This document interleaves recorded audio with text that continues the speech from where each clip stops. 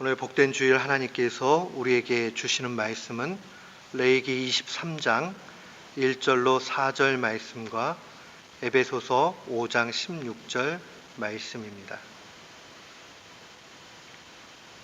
구약성경 레위기서 23장 1절로 4절 말씀. 우리 레위기 23장 1절로 4절 말씀 함께 한 마음으로 봉독토록 합니다. 여호와께서 모세에게 말씀하여 이르시되 이스라엘 자손에게 말하여 이르라. 이것이 나의 절기들이니 너희가 성회로 공포할 여호와의 절기들이니라. 엿새 동안은 일할 것이요 일곱째 날은 쉴 안식일이니 성회의 날이라. 너희는 아무 일도 하지 말라. 이는 너희가 거주하는 각처에서 지킬 여호와의 안식일이니라. 이것이 너희가 그 정한 때에 성회로 공포할 여호와의 절기들이니라. 아멘. 신약성경 에베소서 5장 16절 말씀입니다. 에베소서 5장 16절 말씀 우리 같은 마음으로 함께 봉독토록 합니다. 세월을 아끼라. 때가 악하니라. 아멘. 저는 오늘 본문 말씀을 통해서 하나님의 시간표에 충실히 살라라는 제목으로 주의 말씀을 선포하도록 하겠습니다. 우리 보통 인생을 허비하지 말라 이런 말들을 많이 듣습니다. 인생을 허비하지 말라 이런 가르침을 들을 때에 우리가 마음에 생각이 드는 것은 시간 낭비하면 안 되겠다 하는 마음이 들지요. 또 때때로는 헛된 목표, 정말 의미가 없는 그 일들을 위해서 열심히 살지 말라 하는 그런 의미가 분명히 있습니다. 시간을 절약하는 것, 또 헛된 일을 하지 않는 것, 이게 바로 인생을 허비하지 말라라는 그 교훈의 구체적인 내용이겠죠. 오늘 에베소서 5장 16절로 와서 보면 하나님의 말씀도 이와 유사하지만 조금 다른 측면의 말씀을 분명히 우리에게 증거하고 있습니다. 에베소서 5장 16절에는 세월을 아끼라, 때가 악하다라고 사도는 증거를 합니다. 사도는 특별히 이 세월을 아끼라는 이 말을 우리가 이 땅 가운데 살아가는데 구체적인 지혜의 한 길로 제시를 합니다. 이 말씀을 좀 보면요, 세월을 아끼라 하는 이 아끼라는 말이 조금 우리는 절약하고 낭비하지 않고 이런 뜻으로만 보지만 원래 쓰여진 헬라어 말 자체로 보면 이것은 경제 용어예요.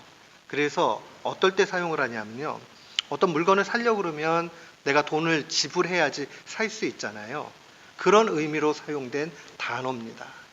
그러니까 내가 값진 것을 얻기 위해서 무언가를 지불하는 것, 그게 바로 아끼는 거예요. 그래서 어떤 영어 번역본은 기회를 사라 이렇게 번역도 해놔요. 그러니까 세월을 아끼라 이 말은 어떠한 기회를 사라는 얘기죠. 조금 더 경제적인 관점에서 얘기를 하면 시간을 우리가 사서 투자하라 그런 의미를 가지고 있습니다. 근데 이 말씀을 좀 더 깊이 묵상해 보면 우리가 시간을 아끼는 것도 중요하지만 더 중요한 것은 우리의 인생을 가치 있는 것 무엇으로 채워가느냐 하는 그러한 도전이기도 하다는 걸 보게 됩니다. 그냥 단순히 시간만 세이브 해가지고 사는 그런 삶을 얘기하는 것이 아니라 가치 있는 일을 찾아서 적극적으로 살아가는 것을 의미합니다. 결국 내용의 문제죠. 이 세월을 아끼라는 말은 내용을 강화시키라는 얘기예요. 우리가 어떠한 내용으로 우리의 인생을 채워갈 거냐 하는 문제입니다. 우리가 이 땅을 살아갈 때에 어떤 이들은 조금 일찍 부름을 받기도 하고요. 어떤 분들은 더 오랜 시간을 이 땅 가운데 살아갑니다. 근데 하나님에게 영원을 주관하시는 하나님, 이미 시간을 초월해 계신 그 하나님에게 있어서 시간이 무슨 의미가 있겠어요? 우리 보통 한 70년, 80년 이렇게 지나셨는데 한 90 정도 사시면은 그래도 충분히 사셨네 이런 생각들을 해요. 근데 한 80 미만이면은 좀 아깝다, 너무 짧다 이렇게 말씀하세요. 근데 영원의 그 시간 속을 주관하고 계신 하나님의 관점으로 보면 다 점과 같지 않겠어요? 아무 중대한 문제가 되지 않아요. 1년이나 10년이나 100년이나 영원의 긴 시간 속에서 그 시간들은 우리에게 길다 짧다의 문제일 뿐이지 하나님께는 길다 짧다를 얘기할 수 없는 그러한 점과 같은 그러한 시간이겠죠. 그런데 하나님이 더 관심 두고 보시는 것은 얼마만큼 짧은 시간 속에서 아니면 얼마만큼 시간을 단축해서 낭비하지 않고 살았느냐가 아니라 어떤 내용으로 인생을 채워가며 살았느냐를 관심 가지신다는 겁니다. 내용이 중요해요. 우리가 세월을 아끼고 때가 악하기 때문에 더욱 힘써 나가야 되는 것은 하나님이 원하시는 방식대로 하나님의 그 시간표에 충실하게 살아가는 일이 필요합니다.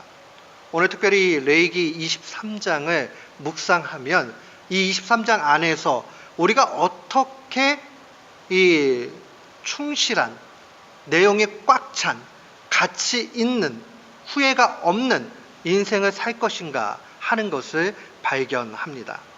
레위기 23장은 전체적으로 이스라엘 백성들이 지켜야 되는 절기, 이 명절에 대한 그러한 기록입니다. 이스라엘 백성들에게 주어진 절기 가운데 7대 절기, 아주 중요한 절기죠. 유월절과 무교절과 초실절과 오순절, 나팔절, 속죄일, 또 장막절, 이렇게 7개가 기록이 되어져 있습니다. 이 7개의 절기들은 그들에게 있어서 삶의 중심이었어요. 하나님의 시간표가 이 7절기를 통해서 돌아갔습니다. 그렇기 때문에 이 7절기를 묵상해 보면 우리가 지금 이 시간을 달려가는 이 시점에서 어떻게 살아야 되는가 하는 것을 또 명백하게 보게 됩니다. 이 7대 절기의 기초가 되는 것은 안식일입니다. 오늘 본문 말씀 1절부터 4절의 이 말씀이 안식일에 관한 규정인데 이 내용이 그 모든 7절기의 베이스가 된다는 것을 우리는 봐야 됩니다. 한마디로 얘기하면 3절에 잘 나타나죠. 엿새 동안은 일할 것이요 일곱째 날은 쉴 안식일이니 성회의 날이다. 너희는 아무 일도 하지 말라. 이는 너희가 거주하는 각처에서 지킬 여호와의 안식일이라 라고 그렇게 기록이 되어져 있습니다. 이 3절 말씀을 보면 두 가지 내용이 강조되어져 있죠. 하나는 성회라는 말이고 또 두 번째는 안식이라는 말입니다. 이걸 좀 집중해서 볼 필요가 있어요. 성회라는 것은 거룩한 날, 특별히 뽑아낸 날을 의미합니다. 근데 우리가 생각을 해볼 때 그러면 일곱째 날은 거룩하고 나머지 날은 거룩하지 않은가? 그것이 아니라 모든 날들이 하나님 안에서 거룩한데 특별히 일곱째 날을 더 구별해서 지킬 것은 나머지 6일 동안에 살아가야 되는 양식이 되고 기초가 되기 때문에 그러합니다.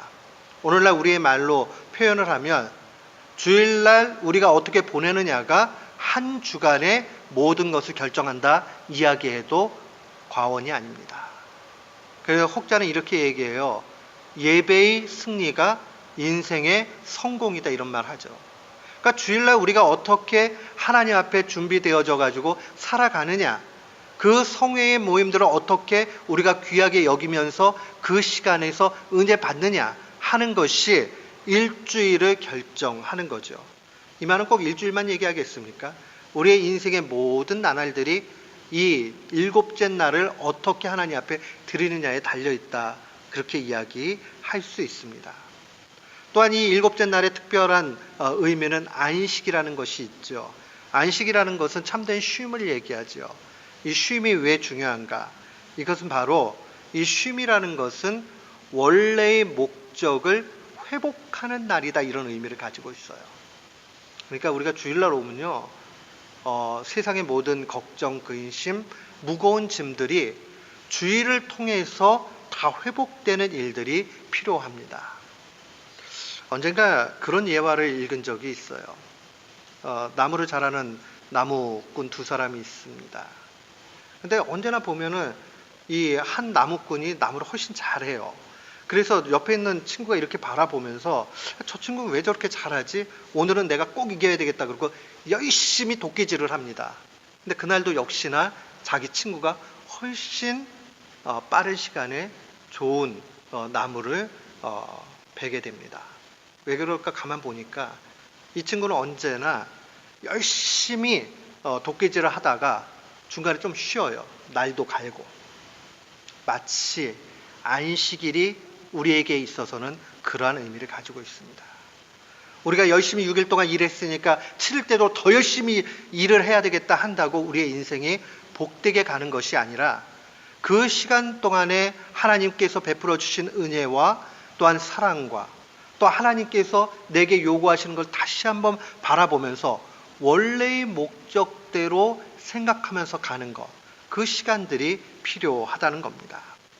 결국 이 안식일을 기초로 해서 모든 인생이 돌아가는 것을 볼 수 있습니다.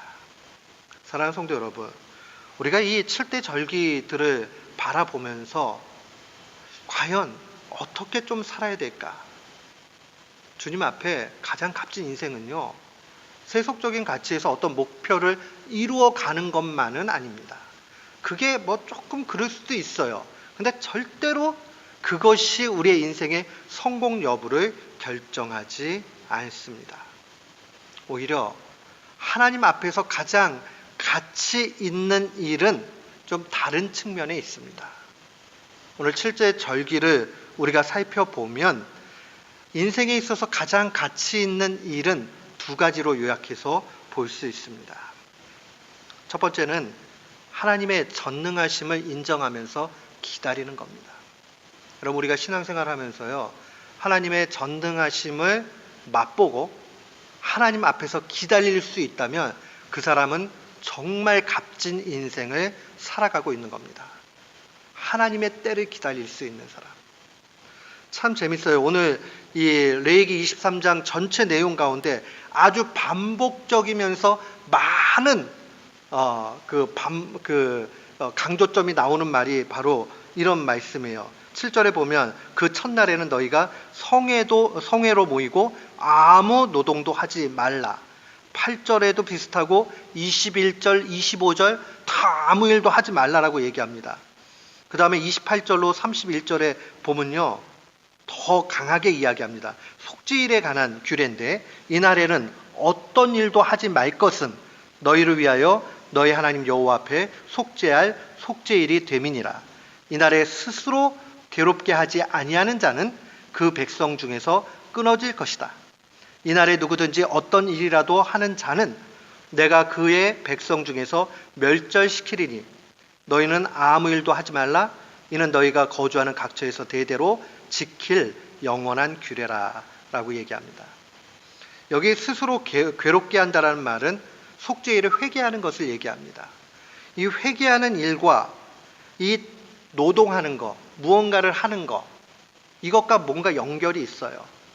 어떤 연결이 있느냐? 지금 노동을 통해서 자기가 열심히 하는 것은 자신의 열심을 표현하는 겁니다. 노동이 신성하지 않다라는 얘기가 아니라 자기 힘으로 무언가를 애쓰고 힘써서 하는 일들이 주되게 되면 안 된다는 거예요. 그러니까 6일 동안 열심히 일하는 것도 7일이 근본이 돼야 되는데 그 7번째 날에 그 근본이 무엇이냐? 바로 가만히 있으면서 아무 일도 하지 않으면서 하나님의 전능하심을 보고 기다리면서 가는 게 기초가 돼야 된다는 거예요. 이 기초가 될 때에 6일 동안 열심히 일을 할 수 있습니다. 제가 목회를 오래 하지는 않았지만 사역하면서 또 목회하면서 보니까 신앙의 고수들은요, 뭐가 달라도 다르더라고요. 뭐가 다른가 가만 봤더니 잘 기다려요. 잘 기다려요. 이거 지금 가능성 없어 그러면 얼른 마음이 바뀔 텐데 믿음이 좋은 사람들은 잘 기다립니다. 그리고 하나님의 그 전능하신 손을 의심하지 않습니다. 신앙이 좋은 사람은 자기 열심으로 자기 일을 뭔가를 하려고 하지 않아요. 하나님의 때를 기다립니다. 진짜로 보면요, 애쓰고 힘쓰고 자기가 막 노력한다고 이룰 수 있는 일이 아무것도 없습니다. 오히려 기다리고 하나님이 이제 해라 라고 말하실 때 그때 해야 됩니다. 섣불리 내달리게 되면 이를 더욱 그르치게 됩니다. 35절과 36절에도 이런 내용들이 동일하게 반복이 됩니다. 우리가 참된 안식을 누린다 하는 것은 하나님께 전적으로 맡기는 거예요. 우리 애를 이렇게 보니까요, 그냥 막 달려와가지고 저한테 점프해가지고 딱 그냥 안겨버립니다. 근데 모든 사람한테 그렇게 하나 봤더니 지가 믿을 만한 사람한테는 점프해가지고 확 안겨요. 근데 저 사람이 나를 안 받아줄 거야, 내지는 손을 탁 내리면 어쩌지? 라고 생각하면 그러면 절대로 그거 안 합니다. 신앙도 마찬가지예요.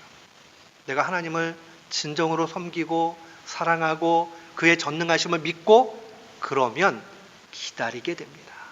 그리고 맡기게 됩니다. 결론부터 말씀드리면요, 맡기면 굉장히 쉬워요. 그런데 내가 하려고 애쓰고 힘쓰면 일만 그르치고 자기만 힘듭니다. 사랑하는 성도 여러분, 우리가 하나님의 능력을 믿고 기다린다는 말은 괜하게 도피하려는 것을 포장하는 말이 아닙니다. 하나님의 능력만을 믿고 가만히 있는 일이 얼마나 힘든 일인지 아십니까? 걷다가 내가 좀 능력이 있어요. 또 내 주머니에 돈이 좀 있어요. 그 다음에 내 백그라운드가 좀 괜찮아요.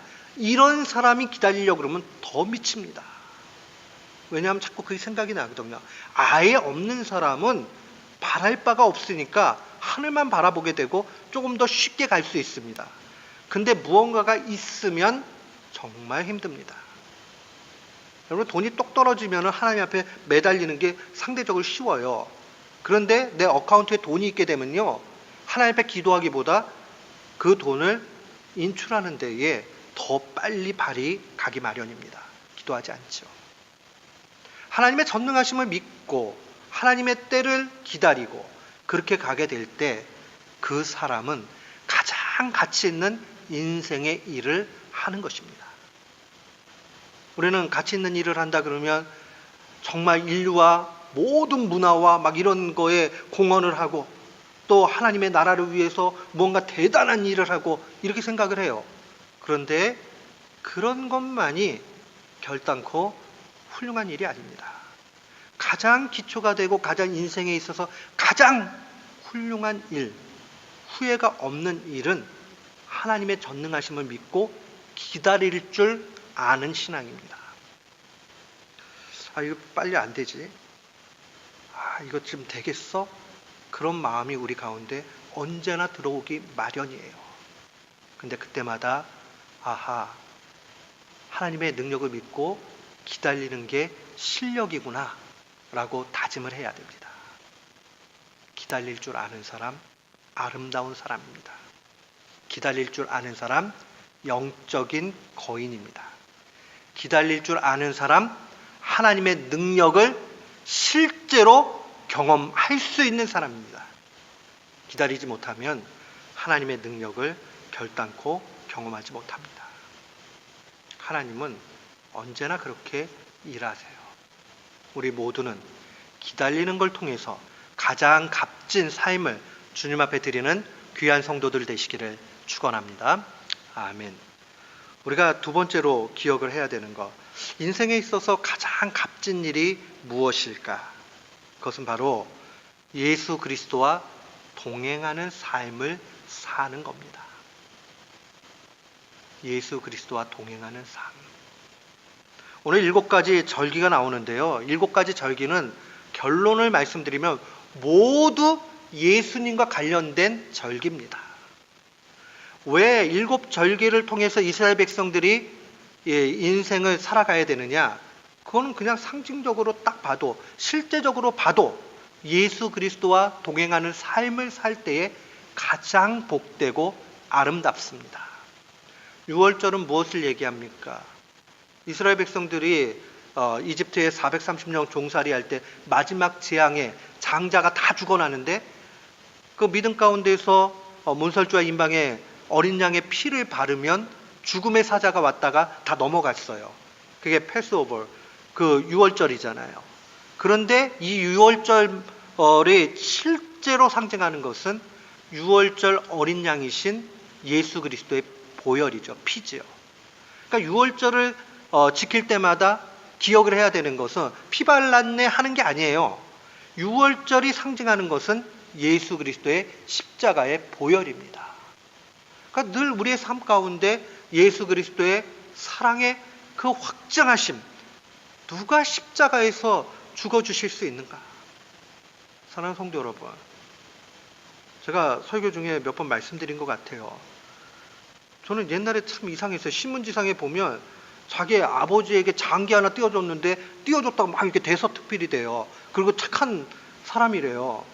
그래서 부모님은 당연히 띄워줘야 되지 않나 그랬는데 제가 이렇게 보니까 그 이론은 쉬운데 실제가 되어지고 나면 쉽지 않다라는 사실을 분명히 알게 됐습니다. 아무리 사랑해도 그 장기 하나 떼주는 게 쉽지가 않아요. 근데 목숨까지 내어주셨다. 여러분, 우리가 세상 속에서 사람들에게 사랑을 못 받는 것 같아도 사랑의 원래 근원이신 그 예수님께 사랑받으면 그 사람 얼마나 복됩니까? 우리가 살아가면서 6월절을 묵상하면서 예수 그리스도의 사랑을 묵상할 수 있다면 그 사람 가장 값진 삶을 살아가는 겁니다. 또한 무교절은 무엇입니까? 6월절 이후부터 일주일 동안의 페스티벌 기간이지요. 이 7일 동안의 그 시간들이 상징하는 것은 6월절이 어린 양의 피로 우리가 깨끗하게 됐다 그러면 깨끗하게 됐으니까 그걸로 끝이 아니에요. 깨끗함을 누리며 살아가야 되지요. 그것을 신학적으로는 거룩하게 되는 삶, 성화라는 말로 사용을 해요. 무교절은 성화를 상징합니다. 우리 예수 믿고 나서 그 다음에 행복하게 살아야 돼요. 즐겁게 살아야 돼요. 기쁘게 살아야 돼요. 우리의 삶이 예수 믿는다고 해서, 예수님을 영접한다고 해서 갑자기 변하거나 뭐 내 앞에 정말 황금길이 열리고 다시는 어려움이 없고 꽃길을 걸어가느냐? 그렇지 않아요. 어려움이 있고 정말 슬픔도 올 수 있고 그래요. 그러나 그런 시간들을 겪고 가는 과정 속에 하나님이 옆에서 도우시는 그 은혜를 생각하면서 내가 깎여지는 모습을 바라보면서 참 감사하다. 예수 그리스도로 말미암아 점점 예수님을 닮아가는 그런 거룩함의 일들이 우리 가운데 있다면 그 사람 복된 것입니다. 초실절은 뭐예요? 처음 열매를 수확하는 절기 있죠. 이 초실절은 오늘날로 얘기하면 주일이에요.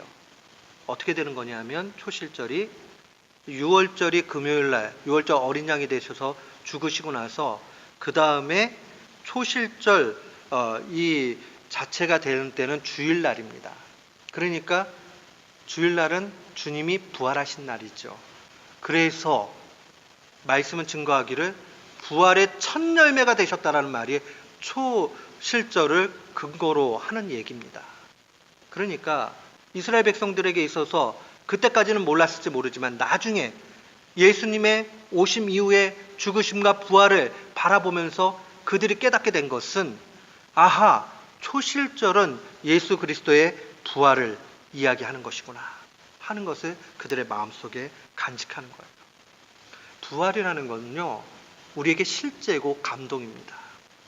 여러분, 부활이라는 것은 죽음을 이겼다는 얘기죠. 죽음이 전제예요. 그리고 다시 살아난 거예요. 이렇다고 얘기하면 이 부활의 모든 사건들은 우리의 인생에 적용할 수 있습니다. 절망의 상황이 소망의 상황으로 바뀐 것이 부활입니다. 여러분, 인생을 살다 보면 어느 인생이 고통이 없겠습니까? 다 즐거운 것 같아도 한꺼풀 뺏겨보고 나면 그 안에 다 어려움이 있고 슬픔이 있고 눈물지음이 다 있습니다. 행복해 보이는 사람도 불행의 요소가 다 그 안에 숨겨져 있어요. 제가 신방에 보니까 둘 중에 하나예요. 잘 포장하든지 아니면 믿음으로 잘 이겨서 그것을 적게 느끼며 살든지. 없는 분은 아무도 없어요. 근데 포장해서 가면 나중에 거기서 골마가지고 터지면 그때 큰 문제가 되죠. 그러니까 이걸 포장할 것이 아니라 주님 안에서 자꾸 잘 녹여가지고 그렇게 살아가야 됩니다. 사랑하는 성도 여러분, 지금 겪고 있는 큰 고난이 부활의 능력을 믿는다면 반드시 해결됩니다. 여러분, 그 사실을 분명히 확신해야 됩니다. 이스라엘 백성들에게 있어서 초실절은 열매를 처음 거두는 기쁨도 있었지만 무엇보다 부활의 감동과 감격이 있었다는 것을 분명히 알아야 됩니다. 오순절은 초실절 후에 7주가 지난 것이죠. 이 기간 동안에 오순절에 성령님이 오시게 되지요. 그리고 언제나 성령 충만한 삶과 예수 그리스도와 동행하는 그 삶을 얘기합니다. 그러고 나면은 나팔절이 오게 되는데 오순절 후에 한 4개월 정도의 공백기가 있어요. 긴 시간이죠. 이 공백기 동안에 뭐를 상징하는 거냐? 이 나팔을 분다는 것은 왕이 올 때 나팔을 불지요. 예수 그리스도의 재림을 얘기합니다. 그럼 왜 4개월이나 긴 시간이 있는가? 준비하는 거예요, 준비. 종말을 준비해 가는 거죠. 우리의 인생도 마찬가지예요. 다시 오실 주님을 바라보면서 시간을 귀히 여기며 그 다음에 주님 앞에 설 날들을 바라보면서 살아가는 겁니다. 여러분, 금요 예배 설교 기억하시겠지만 전도서의 말씀 보면 얼마든지 젊을 때 우리 마음대로 살아갈 수 있습니다. 그리고 그렇게 살고 싶으면 살라고 얘기합니다. 그러나 마지막 때에 주님께서 그 행한 대로 심판하신다라는 것을 기억하라, 그렇게 도전합니다. 지혜자는 전도서를 노년에 쓰지요. 자기가 정말 많은 쾌락과 부귀영화를 다 누려봤습니다. 그가 마지막 얘기하는 게 무엇입니까? 이거 다 헛되다, 이거 다 필요 없다. 그러면서 이야기하는 것이 오직 하나님을 가까이 하고 하나님과 동행하는 삶이 값지다라고 이야기해 줍니다. 사랑하는 성도 여러분, 우리는 좀 다시 한번 결단을 내려야 되겠습니다. 주님의 오심을 바라보면서 요즘에 이 CCTV 같은 것도 많이 있고 이렇게 보면 여러분 그 레드라인 이게 트래픽 저거 그냥 패스해가지고 가면요 이 집에 날라오잖아요. 그래가지고 나중에 넘버 찍어가지고 이렇게 보면은 동영상에 딱 찍혀 있어요. 그래가지고 내가 어떻게 지나갔는지 나 이런 적 없는데 그런데 보면은 내 차도 맞고 분명히 내가 그렇게 가가지고 한 거예요. 그럼 부끄럽고 그렇단 말이에요. 그런데 이것을 주님이 마지막 날에 어떤 시기인지 모르지만 정말 쫙 훑어가지고 우리가 다 볼 수 있도록 하신다, 이런 생각을 하면 내가 나쁜 짓 했던 거, 미워했던 건, 은밀한 죄악, 이런 것들이 낱낱이 드러나게 된다. 얼마나 부끄러워요. 물론 주님의 보혈로 말미암아 다 깨끗임을 받고 우리는 하나님 나라 갈 것입니다. 그러나 그 재림의 때를 기대하면서 동시에 우리의 행함이 다 판단받는다는 것을 놓치지 말아야 됩니다. 마지막 우리가 또 기억을 해야 되는 건 속죄일이죠. 큰 안식일이다라고 보통들 이야기합니다. 속죄일에는 대제사장이 지성소로 들어가는 날이었습니다. 큰 죄악에 대해서 아주 철저하게 회개하는 그런 시간들입니다. 그리고 마지막은 장막절이죠. 장막은 텐트라고 보시면 돼요. 텐트가 뭐 하는 거예요? 이동식 거주지죠. 우리가 어느 곳에 가든지 간에 그 장막절이라는 것은 하나님이 함께 하신다는 것을 의미하지요. 우리가요, 이 내용들을 보면 구원을 주시고 우리를 거룩하게 만들어 주시고 부활의 능력으로 이끄시고 동행해 주시고 성령을 함께 해주시고 이런 모든 것들을 같이 놓고 보면 이 일곱 저기가 얼마나 철저하게 예수 그리스도와 동행하게 만드는가 하는 것을 보게 됩니다. 저는 한 번쯤은 우리 교우들이 이런 경험들을 좀 해봤으면 좋겠는데, 간혹 신학교에서 이렇게 있다 보면 기도병에 걸린 학생들이 있습니다. 기도병. 제가 그냥 붙인 말이에요. 왜 기도병이라고 그런 말을 하냐 하면요, 기도하는 게 너무 좋아가지고요, 아침부터 저녁까지 수업은 안 들어가고 기도만 하고 앉아 있어요. 제가 처음에는 신학교 학부 때 들어가가지고 있을 때는 그런 학생들 보고 되게 좀 비난을 했어요. 아니, 학생 공부 열심히 해야지, 저 뭐 하는 거예요? 이렇게 생각을 했어요. 근데 그 친구도 일찍 깨달았던 거예요.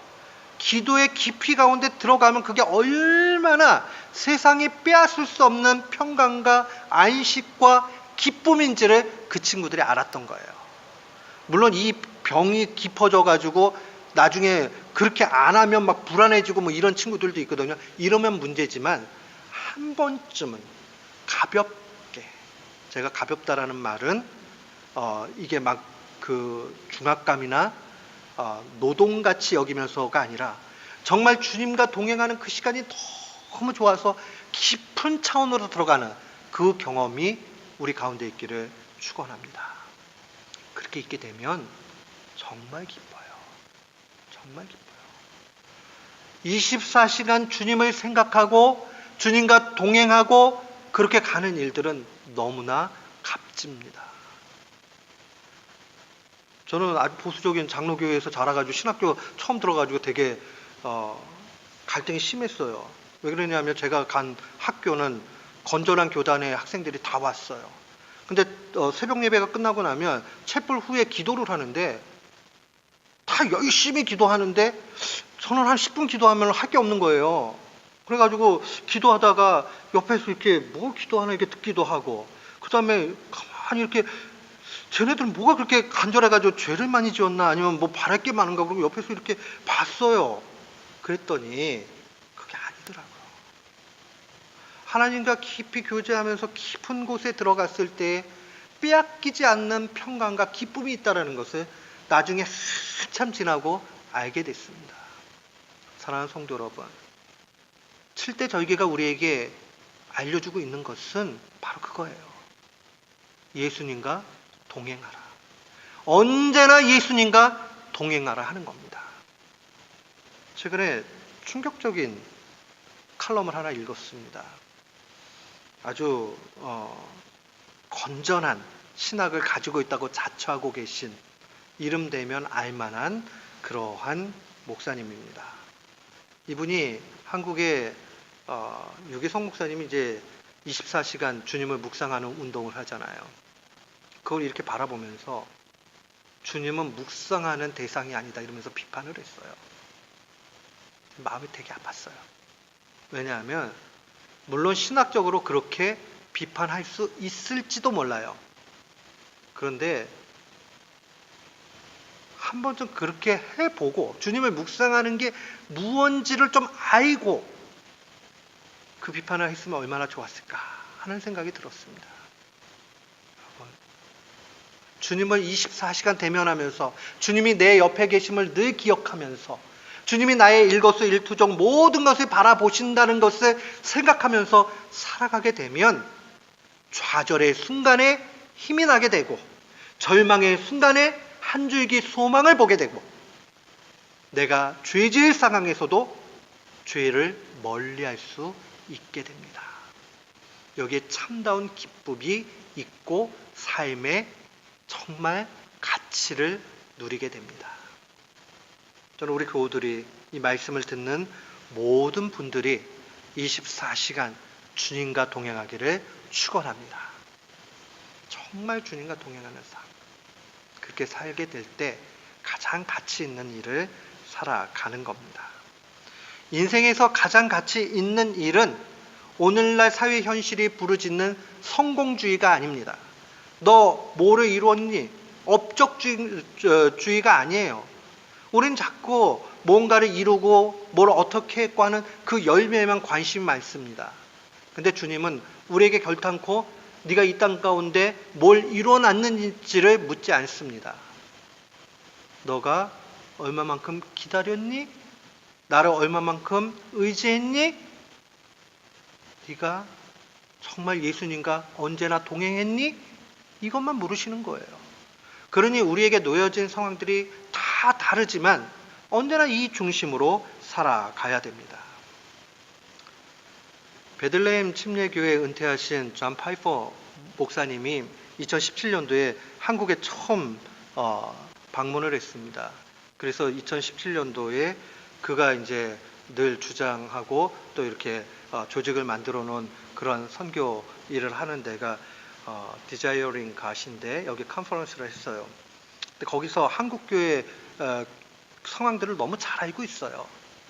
그래서 한국 교인들에게 아주 던진 그 메시지가 아주 중요합니다. 거기서 이런 이야기를 하더라고요.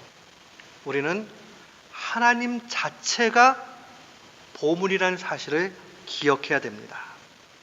사람이 만든 것으로 만족하고 사는 것은 어리석습니다. 라고 얘기했어요. 한국 사람들이 아주 경쟁력이 있고 세계 탑으로 가고 이런 거 잘 알아요. 미국의 신학교 교수님들, 목사님들이 한국 교회가 얼마만큼 강하고 이런지를 잘 알아요. 그러나 그 이면에 있는 텅 비어 있는 속빈 강정과 같이 연약한 그러한 부분들도 함께 압니다. 그러니까 성공주의, 사람이 만든 것으로 만족하지 말고 하나님 한 분으로 만족하라고 이야기를 합니다. 그러면서 아주 의미심장한 이야기를 했어요. 예수님께서 언제 가장 영광을 받으시는 것 같습니까? 라고 이야기하면서 그는 이렇게 얘기합니다.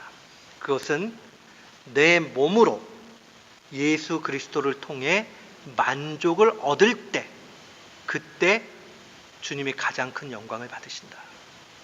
잘 묵상해 보세요. 예수님 때문에 내가 그것으로 인해서 만족하고 기뻐할 때 주님께 영광이 된다는 거예요. 이 존 파이퍼 목사님을 기독교 희락주의자다 이렇게 표현을 하잖아요. 근데 이분이 언제나 즐겁게 사는 걸 얘기를 해요. 왜, 뭐 때문에 즐겁느냐? 내가 많이 가져서, 아니면 내가 잘 나가게 돼서, 내 자식이 잘 돼서, 뭐가 있어서, 그게 아니라는 거예요. 이분은 그냥 하나님 한 분으로 만족하고, 오히려 내가 예수님 때문에 기뻐할 수 있는 일이 있다면 그게 가장 큰 영광이 된다. 고난의 길에 가도 내가 주님을 더 가까이 할 수 있는 상황이 돼서, 그래서 기뻐할 수 있는 그 한순간에 웃음 짓는 시간이 있다면 그게 가장 큰 영광의 시간이 되는 거죠. 여러분, 인생은 참 재밌는 일들로 가득 차 있죠. 그 대표적인 게 공부하는 학생들 보면 재밌어요. 저는 아무리 생각을 해도 이게 언더 때보다 박사로 가면은 등록금이 훨씬 비싸지잖아요. 돈을 열심히 내고는 스트레스를 엄청 받아요. 그리고 돈을 열심히 내고는 그 다음에 자기 무식한 거를 계속 확인을 해요. 그 좌절을 해버린단 말이에요. 근데 그걸 통해서 주님을 가까이 해서 주님이 정말 나를 만져주신다 한다면 그건 가치 있는 인생을 사는 겁니다. 동일하죠. 인생의 무게가 너무 무거워요. 돈이 없기도 하고, 자녀가 속썩이기도 하고, 내가 뭔가 원하지 않았던 일들이 막 발생이 되기도 하고, 그런 걸 사람들은 고난이라고 얘기하고, 그냥 일반적인 사람들은 왜 이 고난 나만 겪어야 되냐고 그렇게 이야기하지요. 그러나 그걸 통해서 주님을 더욱 가까이 하게 되고, 그걸 통해서 하나님이 나의 능력이라고 고백할 수 있다면 그 인생은 가장 값진 것을 얻은 겁니다.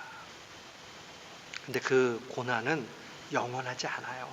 그 고난은 언젠가는 반드시 끝나게 돼 있습니다. 주님이 우리가 졸업할 시점이 될 때에 그 문제를 해결하십니다. 근데 지나고 보면요, 그때는 죽을 것 같은 일이었고 심장이 멎을 것 같은 일이었는데, 그게 전부 다는 아니었구나 하고 깨달아지는 것이 얼마나 많습니까? 오늘 레위기서 23장은 하나님의 시간표, 예수님 중심으로 돌아가는 이 하나님 시간표에 충실하게 살라고 명령합니다. 오늘 이 시간 이 말씀 마음에 간직하면서 우리 모두가 주님과 동행하면서 날마다 승리하는 귀한 교우들 되시기를 주님의 이름으로 축원합니다. 아멘.